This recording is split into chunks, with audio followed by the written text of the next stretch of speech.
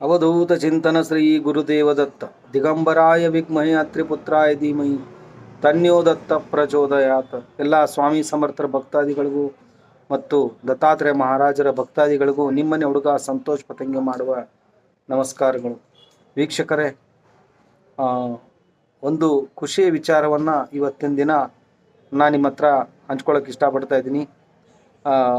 ದಿನಾಂಕ 18/12 ಅಂದರೆ ಇದೇ ತಿಂಗಳು ಗುರುವಾರದ ದಿನ ಅಮಾವಾಸ್ಯೆ ಪ್ರಯುಕ್ತ ಒಬ್ಬರು ಹೋಮ ಪಾದುಕೆ ಪೂಜೆಯನ್ನು ಬಿಜಾಪುರ ಹತ್ತಿರ ಬಬಲಾದಿ ಅಂತ ಒಂದು ಊರು ಬರುತ್ತೆ. ಸೊ ಆ ಊರಲ್ಲಿ ಒಂದು ಪಾದುಕೆ ಪೂಜೆ ಮತ್ತು ದತ್ತಾತ್ರೇಯ ಹೋಮದ ಒಂದು ಪೂಜೆಯ ಕಾರ್ಯಕ್ರಮವನ್ನು ಇಟ್ಕೊಂಡಿದ್ದೀವಿ. ಸೊ ಬೆಳಗ್ಗೆ 9 ಗಂಟೆಯಿಂದ ರಾತ್ರಿ 8 ಗಂಟೆವರೆಗೂ ಕೂಡ ನಾವು ಅಲ್ಲೇ ಇರ್ತೀವಿ. ಬಿಜಾಪುರ ಹತ್ತಿರದಲ್ಲಿರ್ತಕ್ಕಂಥ ಎಲ್ಲ ಭಕ್ತಾದಿಗಳು ಇದರ ಒಂದು ಉಪಯೋಗವನ್ನು ಪಡೆದುಕೋಬೇಕು ಅಂತ ನಿಮಗೆಲ್ರಿಗೂ ನಾನು ಇದನ್ನು ಹೇಳ್ತಾ ಇದ್ದೀನಿ. ಸೊ ಇಷ್ಟೇ ಮುಖ್ಯವಾಗಿರ್ತಕ್ಕಂಥ ಈ ಒಂದು ವಿಚಾರ.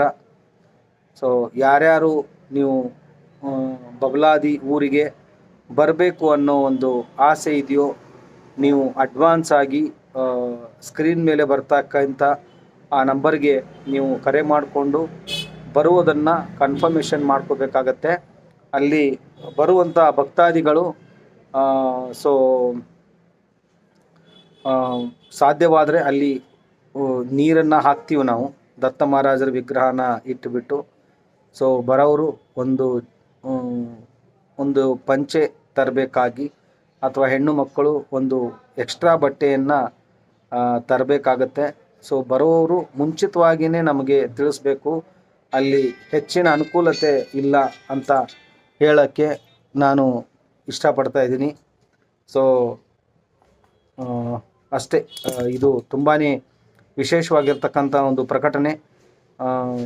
ಎಲ್ರಿಗೂ ನೀರು ಹಾಕೋಕ್ಕಾಗಲ್ಲ, ಸ್ವಲ್ಪ ಅಲ್ಲಿ ಸಮಸ್ಯೆ ಇರುವ ಕಾರಣಾಂತರವಾಗಿ ಸ್ವಲ್ಪ ಜನಕ್ಕೆ ಮಾತ್ರ ನೀರು ಹಾಕೋದನ್ನು ನಾವು ಅಲ್ಲಿ ಇಟ್ಕೊಂಡಿದ್ದೀವಿ. ಕಾರಣ ಭಕ್ತಾದಿಗಳು ಸೊ ಬರುವ ಮುಂಚೆ ನೀವೊಂದು ಫೋನ್ ಮಾಡ್ಕೊಂಡು ಬರೋದು ತುಂಬಾ ಒಳ್ಳೆಯದು ಅಂತ ಹೇಳ್ತಾ ಇದ್ದೀನಿ.